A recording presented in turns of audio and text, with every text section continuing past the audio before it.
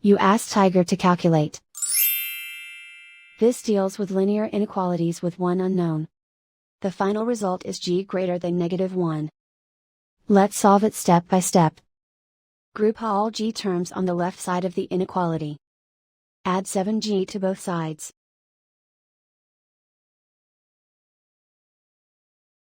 Group like terms.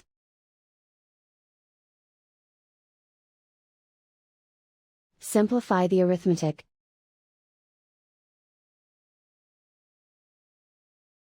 Group like terms.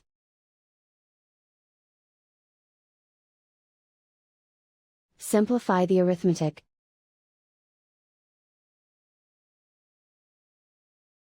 Group all constants on the right side of the inequality.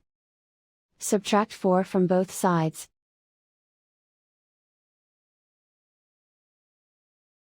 Simplify the arithmetic.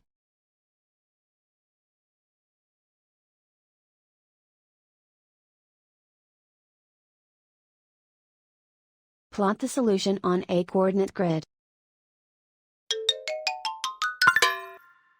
And so the final result is g greater than -1.